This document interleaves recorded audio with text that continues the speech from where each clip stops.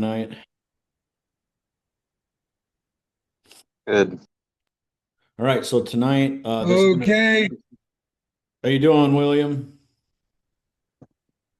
I'm doing okay, and yourself? Good. Living the dream. All right, so this is going to be in three parts.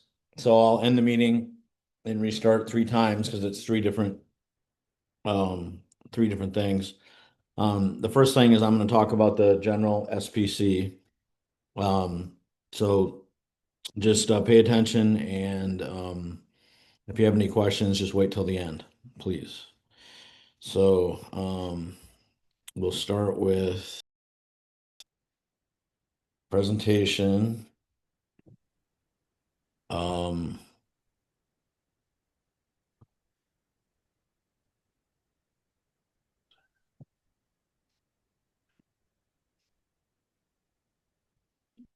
all right, so again, this is put together, put on by the entity that I created to put this information out to people. Um,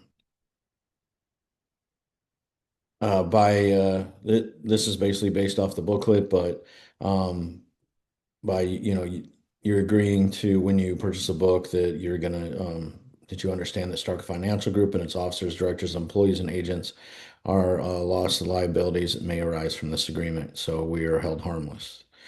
This is SBC process. Okay, so the first part of this is the SBC process is the perfection of title. Minnesota Rule 220 says you have to be the affiant and it needs to be perfected. So here is a copy of my birth certificate with the authentication. And then this is the double authentication. So this is the first step in the SBC process is getting three copies of your birth certificate and getting them authenticated. Some people choose to pay me, and so then you just send it to me and then I do it for you. There's only been one situation since I've been doing this that it didn't work out, which was Puerto Rico. They didn't do an authentication, they did an apostille.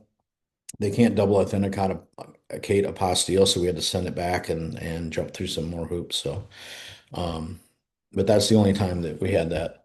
So then here is your standard UCC, which is all caps name on the top, and then your bifurcated name down here.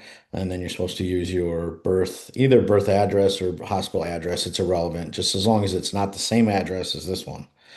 And then, of course, this is my home address, and then this is the collateral statement. So here is the updated collateral statement. This is all in the files for, anybody that purchased the book or had me do their process, then they get all this stuff in the files.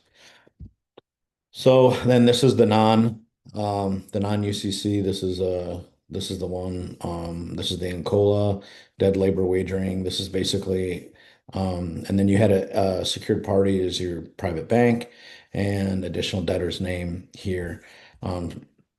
Most of you I did this for you. So then you just edit this, put the right information in here as far as state-wise and so on.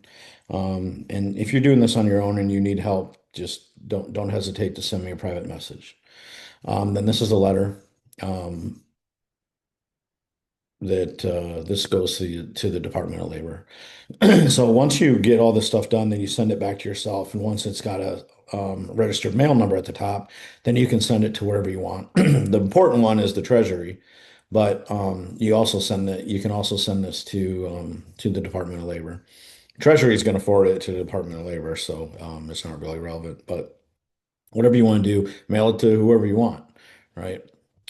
So this is just a copy of the of Pat Devine's one that I used to create my process here. The fourth step is to get um, put together for your next mailing. So here is the cover sheet, which you guys have all this. And then here's the security agreement. This is the same one for everybody. I got away from the old security agreement, which was just basically something somebody found off Scribed. This one actually is a trust, right? So it's got your all caps name here, it's got your bifurcated name here, and then it's got your bank. So you're actually creating a trust environment with your bank. So um, there's that. Um, and then it's, signed here. Okay, so that's an autograph of your all caps name, and then it's signed here as a secured party, and then you also sign it as a grantor settler. It's the same name. And then your notary. This is a power of attorney. This one is basically it's giving going from this name to your bifurcated name, and then you just go through this and you just check whatever box applies to you.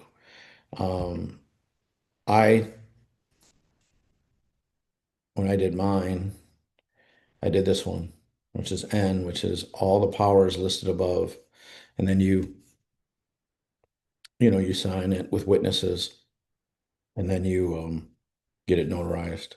And you see here is the bifurcated name is who the attorney in fact is for the all caps name. Copyright copy claim. Um, this is these were all designed for you to put on the probate record, but none of the probates will let you do this. So you send it to Pima County. And I'm getting to a point here in these later videos, so if you just be patient with me, I'll show you how this all goes together. So then then this is a new piece to this. This is the allodial title. So for those of you that we've done the SPC already and we didn't do this, this is something that we can do in addition to it. And so we just create another thing with Pima County. But this is basically just declaring that you are the living man or woman and that you are claiming the allodial title over your body. Once you have completed these, then you send the list of fees to Pima County and get it recorded on its own docket. Then you create a package with the cover sheet and they will mail the originals back to you. Then the last step is that we mail everything to the Treasury. So that's that one. And so we'll get out of there.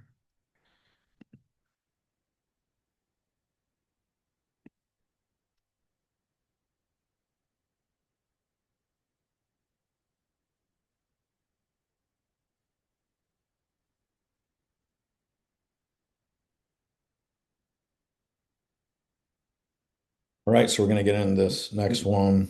Well, the first two are pretty quick, so I'll probably squeeze them onto one video here. So,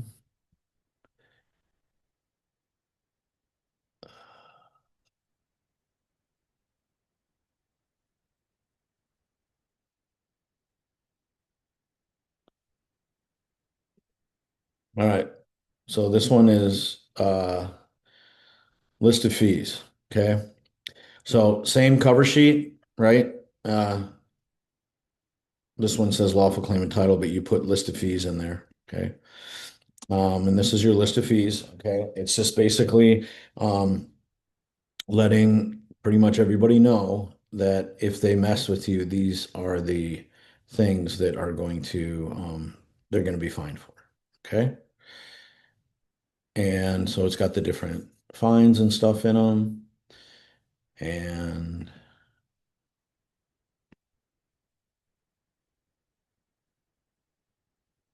maxims, things like that. And it just basically says this is how I'm to be dealt with. And if you violate any part of this, then you're going to be fined. This is important um, so that you can do your if you do an administrative process, this is how you assess the fees to whomever. Okay. So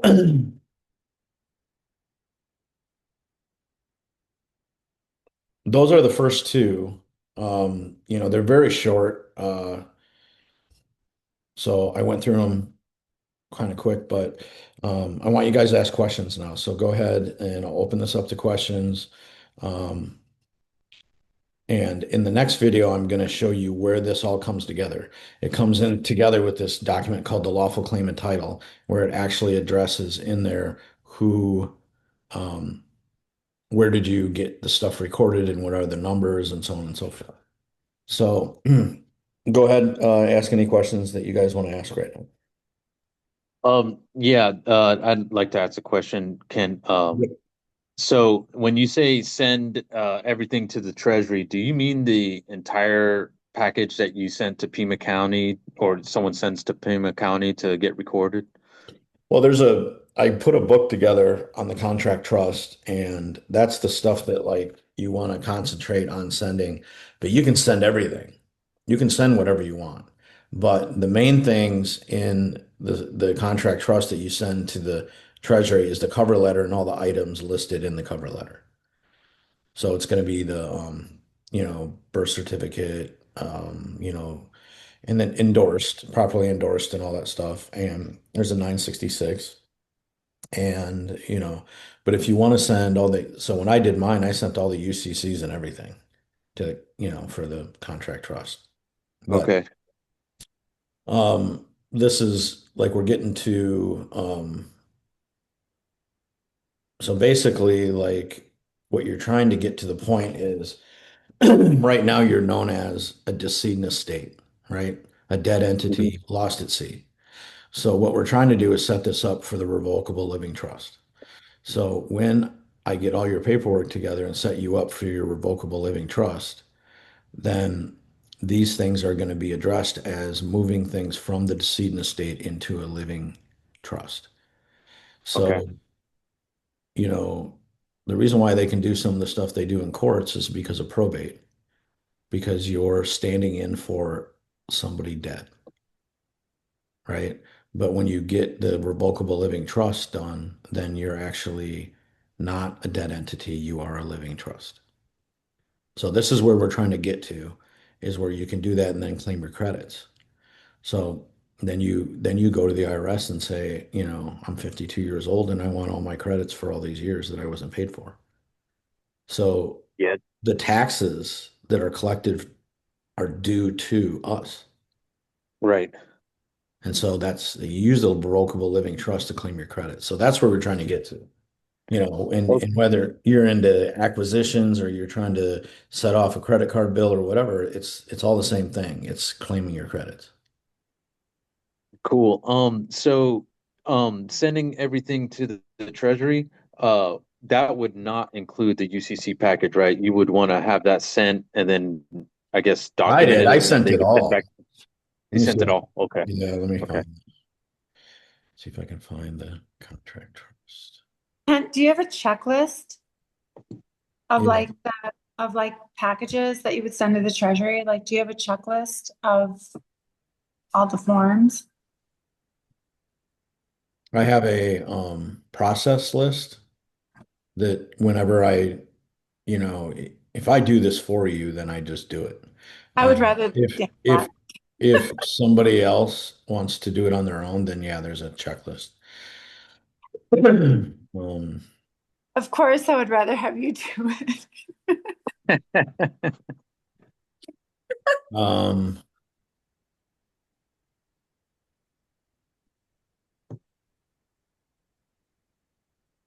because I have failed miserably so many times in the past 7 years. So I think it's about time it's done correctly. well, we all have. It's not. Um, you're not alone. Oh, I do have a question. Yeah, Why do we do Pima County? because they're the easiest to deal with. It's only $30. You can put up to 100 pages on there.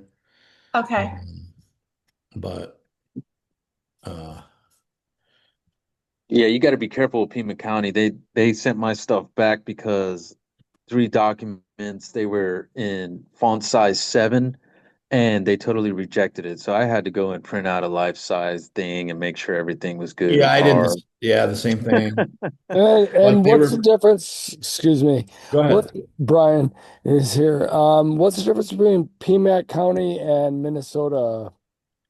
Well, if they'll put it on Minnesota, then do that. But I do Pima County because they don't ever really deny me. They'll send stuff back and say, "Oh, you have to do this, you have to do that," right? But I don't really have a whole lot of problems with Pima County. So now the screen share that you're looking at now, this is my contract trust package. This is a whole different book, but this is the cover letter that goes to, and then you got all my UCCs, right? And then this is the 926. This is all in the book and the templates for you. Okay. And then social security card with the endorsement, birth certificate, endorsement, affiant and endorsement. Then here's my DD 214 endorsement. This stuff isn't relevant, but you can do it if you want. This is the ID and the insurance stuff. So, um, but that's the contract trust package. That's the one I got from Pat Devine, and that's the one that we use. Um, all right. So, but I have another video that I did, I don't know, a year ago about the contract trust package. So you can look that up if you're more interested in that.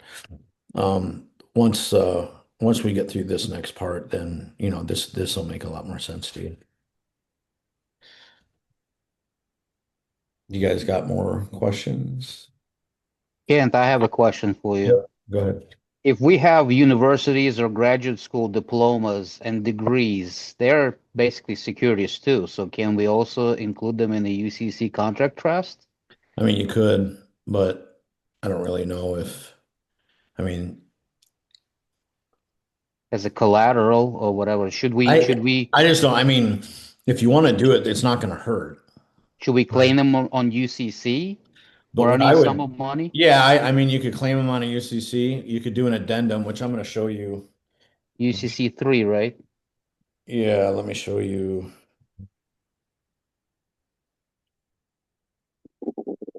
Just have to do the share screen again. Um,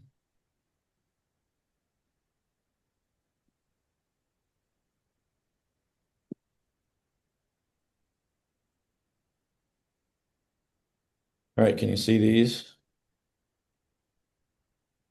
Yes, yes, I can. Yeah, I did the same forms as you did with those So for multiple here's states where the I lived. so here's the one because this is in Wisconsin. So Mm-hmm. this is the first one I did, but I didn't do the right addresses, right? So I had to do an Mm-hmm. addendum. So I changed the address, right? And then I added collateral. So these are threes. All these ones here Mm-hmm. where you have to put the original Mm-hmm. number up here. These are threes. So you can do an additional assignment, you can do additional debtor, additional creditor, Mm-hmm. you can change the collateral, change the name, blah, blah, blah, whatever, or terminate, whatever. So then in here, this is where I put all my, $100 million bond, blah, blah, blah, all that stuff. Mm-hmm. So I remember you mentioned also that you had UCCs against like a trademark office yeah, and some of the organizations. yeah, here, I'll show you Would another one. it be?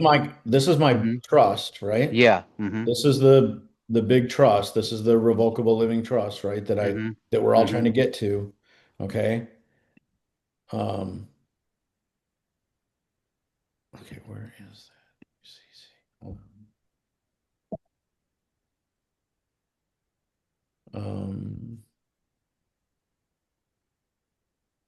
I lost it.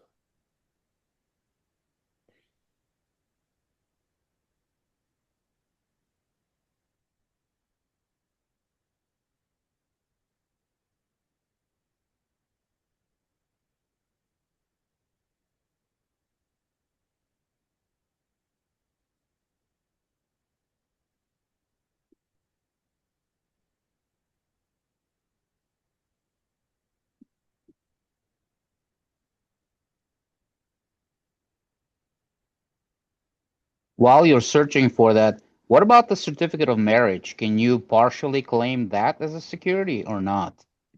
Yeah, that's a big one you want to claim. Oh, okay. What's the amount that I can put on it as the collateral? I'm not really sure. We'll have to look at Rourke's. Can you see this one? Yeah. Mm-hmm. Okay, this is the UCC I did on the trust, right? Mm-hmm. So this is New Mm-hmm. York. I did this one in New York. Mm-hmm. So this one is for RF 707-545-386 US.072 trust. So Mm-hmm. that's this trust, Yeah, I understood the that. revocable living trust, right? And so then I use the addendum to do an additional in the collateral. And then You're talking about addendum as UCC 1A or UCC 3? this is an AD. Oh, AD. Yeah. Right. And then this is the collateral. This is the Mm-hmm. thing I ran in the paper that made me notice of living estate trust. Mm-hmm. Here is the number that I used that I put on the Mm-hmm. record. Here's the file number. Mm-hmm. Now And then that's all based on Rourke's, right? yeah, Material. Mm-hmm. yeah. And then this is the certificate, this is the deed of trust, Mm-hmm.